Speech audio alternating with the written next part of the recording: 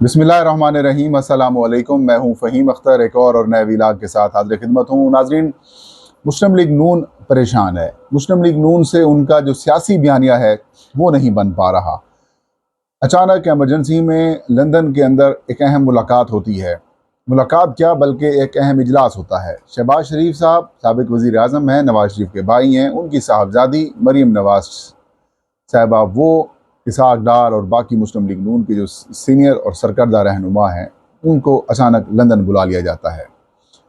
और इस लंदन की बैठक के अंदर क्या डिसाइड हुआ, क्यों परेशानी बढ़ती जा रही है, और अभी तक चेयरमैन पाकिस्तान तहरीक इंसाफ इमरान खान क्यों गेम चेंजर हैं।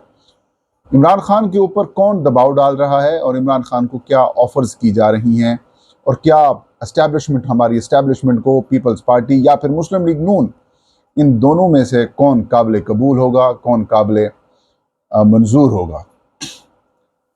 इन सारी चीज़ों के ऊपर आज हम गुफ्तगू करेंगे। नाज़रीन, आपके इल्म में ही है, कई रोज़ से मुस्लिम लीग नून के अंदर से ये खबरें आ रही हैं कि उनसे बयानिया नहीं बन पा रहा। साबिक़ वज़ीर आज़म नवाज शरीफ चाहते हैं कि वो चौथी बार वज़ीर आज़म बने, और अगर वो पाकिस्तान आते हैं, जो कि उनकी तारीख 21 अक्टूबर है, जो कि बड़ी मुश्किल में दिखाई दे रही है, लेकिन एस्टैब्लिशमेंट चाहती है कि वो ना बने, बल्कि उनके जो छोटे भाई हैं वो अगर वज़ीर आज़म के तौर पर आते हैं तो फिर हमें काबिल कबूल होगा। एस्टैब्लिशमेंट नवाज शरीफ के ऊपर ट्रस्ट करने को तैयार नहीं है। क्यों? उसकी वजह कि माजी में 3 दफ़ा जब ये वज़ीर आज़म बने तो तीनों दफ़ा इनका एस्टैब्लिशमेंट के साथ कोई ना कोई इश्यूज़ पैदा हो जाते थे, और यही वजह है। वो कहते हैं कि जो शहबाज शरीफ साहब हैं वो जो कहें वही करते हैं, इसलिए वो ज़्यादा सूटेबल हैं। लेकिन मुस्लिम लीग नून के लिए अगर इलेक्शन जीतना है, या फिर अपने जो उनके हामी वर्कर सपोर्टर्स हैं या वोटर्स हैं उनको अपनी तरफ अगर माइल करना है, तो उसके लिए ब्रांड जो है वो नवाज शरीफ हैं। ये एक हकीकत है। नवाज शरीफ मुस्लिम लीग नून के हामियों के लिए ब्रांड हैं, लेकिन इस वक्त वो ब्रांड भी उनके जो अपने हामी हैं उनको भी एक्सेप्टेबल नहीं है। क्यों?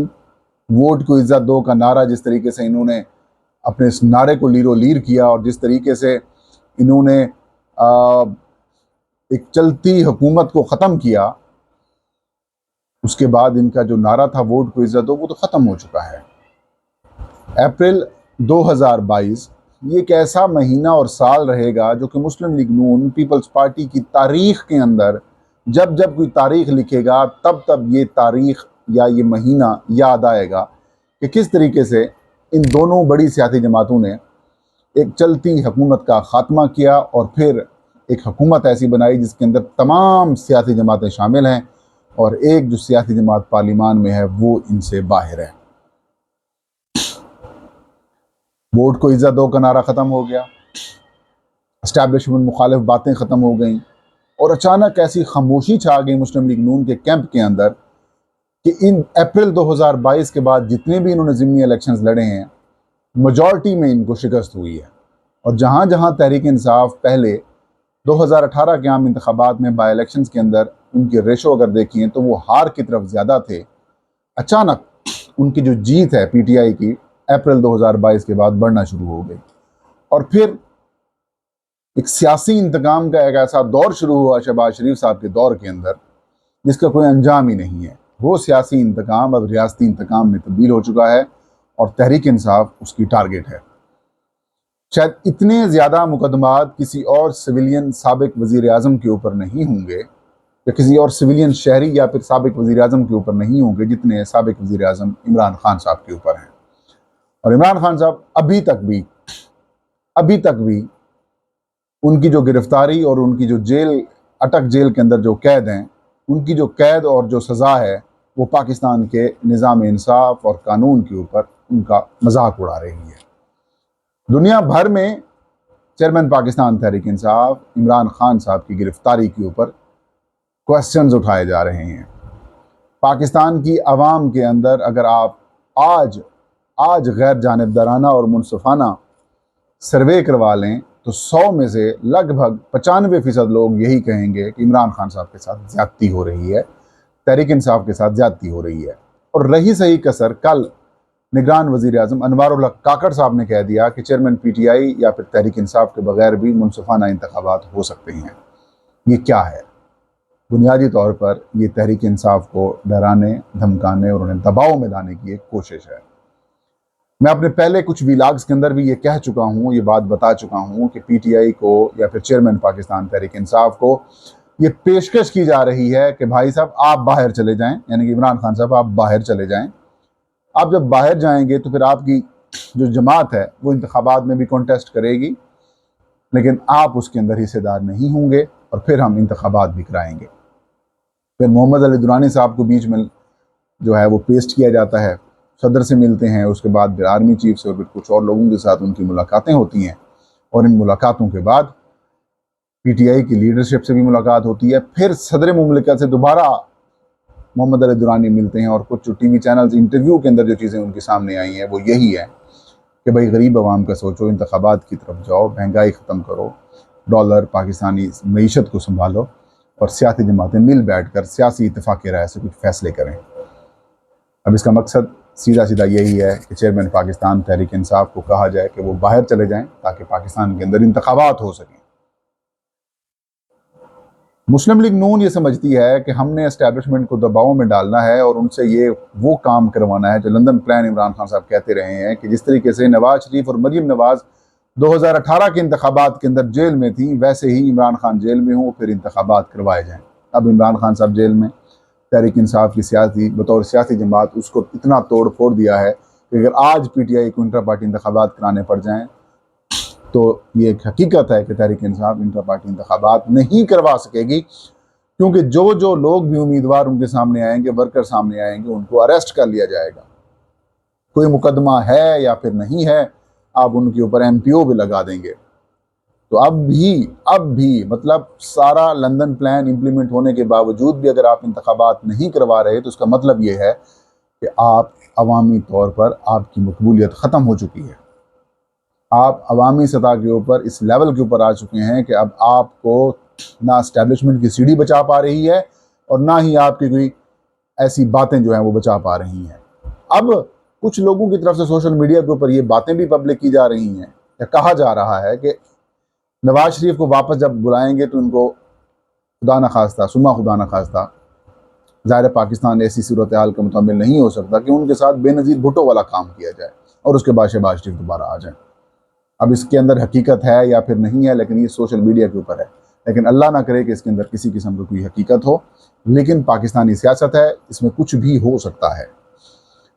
खैर, मुस्लिम लीग नून के जो कायद हैं नवाज शरीफ साहब, उन्होंने कुछ दिन पहले बयान दिया और ये कहा कि जनरल फैज़ और जनरल बाजवा का एहतसाब होना चाहिए। और उसके बाद chief justice of Pakistan justice Qazi Faez Isa साहब ने जो फैज़ाबाद धरना केस है उसको, उसकी जो पिटीशन है, रिव्यू पिटीशन है, उसको लगा दिया है। अब ज़ाहिर है रिव्यू पिटीशन जो है वो रिजेक्ट होगी और उनके खिलाफ कार्रवाई का हुक्म होगा। ज़ाहिर है जो मेंटेन है वो बरकरार रहेगी चीज़ें, तो कार्रवाई फिर से इनिशिएट हो सकती है। लेकिन इस तमाम तर सूरत हाल के अंदर अभी भी जो कुछ भी इन्होंने कर लिया है, तहरीक इंसाफ और इमरान खान अभी भी एक सियासी हकीकत के तौर पर मौजूद हैं।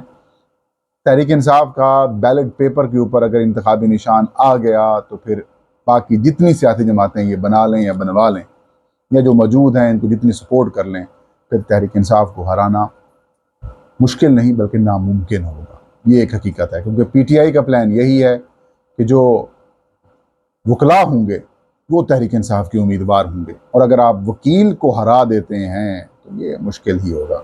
और वकील भी वो जिसको PTI की सपोर्ट हासिल हो, जिस वक्त 90 से 95% तमाम PTI के साथ हो। अब ये बयान निगरान वज़ीर आज़म साहब का कि भाई इमरान खान और PTI के बगैर भी शफाफ इंतखाबात हो सकते हैं, तो उसका मतलब ये होगा कि PTI को बैन किया जाए, इमरान खान साहब को सज़ा सुना दी जाए, कॉन्टेस्ट ना कर सकें, और यूँ तहरीक इंसाफ नहीं होगी इंतखाबी मैदान में, तो बाकी जितनी भी मैदान में सियासी जमातें होंगी, चाहे वो 5% वोट लें, 10% वोट लें, 15% वोट लें, जितना भी टर्न आउट है उसके तहत जो जीत के आएगा वो हुकूमत संभाल लें। अगला प्लान तो यही है। लेकिन क्या एस्टैब्लिशमेंट को इतना गैर शफाफ इंतखाबात सूट करेगा? क्या 2019 के 2019 इमरान खान नहीं तो कि पीटीआई नहीं, नून लीग पीपल्स पार्टी में से कोई एक्सेप्ट होगा? मेरे ख्याल में तो बहुत मुश्किल दिखाई दे रहा है, क्योंकि तमाम तर फोकस जो है वो किंग्स पार्टी जो बनाई गई है काफ लीग की तरह, इस्तेकाम पाकिस्तान पार्टी, शायद उसके ऊपर फोकस हो और उसी में से पीटीआई के फेसेस लेके चले जाएं तो वो तोड़ें वोट, लेकिन ऐसा होता हुआ बहुत मुश्किल से दिखाई दे रहा है। और अगले आने वाले जो चंद दिन है वो इंतहाई अहम होंगे। और एक और चीज़ कि जो इमरान खान के ऊपर दबाव डाला जा रहा है कि वो बाहर चले जाएं, वो भी नहीं मान रहे। तो अब कम्प्लेक्स एक सिचुएशन है। इलेक्शंस जनवरी में भी होते हुए मुझे मुश्किल दिखाई दे रहे हैं, क्योंकि जब तक ये 100% श्योर नहीं होंगे कि भाई महंगाई कंट्रोल कर ली है, बयानिया ख़त्म हो चुका है खान साहब का, अवाम जो है वो एक बार फिर इस्टेब्लिशमेंट से प्यार करने लग गई है, फिर जाकर ये इलेक्शंस होंगे। नहीं तो किसी वक्त भी पाकिस्तान के अंदर अनहोनी हो सकती है, हो सकता है कुछ ऐसे इश्यूज़ पैदा हो जाएं कि पाकिस्तान में एक और खुदा न खास्ता मार्शल लॉ की तरफ न चला जाए मामला। लेकिन अभी तक की सिचुएशन के मुताबिक इमरान खान ही किंग मेकर हैं और इमरान खान ही गेम चेंजर हैं, पीटीआई ही गेम चेंजर है। पीपल्स पार्टी, मुस्लिम लीग नून, इस्तेकाम पाकिस्तान पार्टी, जेयूआई, एमक्यूएम, इन सब की दौड़ें लगी हुई हैं, परेशानी है, अरमाम इनको एक्सेप्ट करने को तैयार नहीं है। और रो धो के लंदन में मीटिंग करें या प्रेस कॉन्फ्रेंस करें या फिर जल्द से जुलूस करें और गेम और फेयर लेवल प्लेइंग फील्ड मांगे, इसका सीधा सा मतलब है कि भाई हमें सपोर्ट नहीं मिल रही। ये था आज का वीलॉग, मुझे इजाज़त दीजिए, अल्लाह हाफिज़।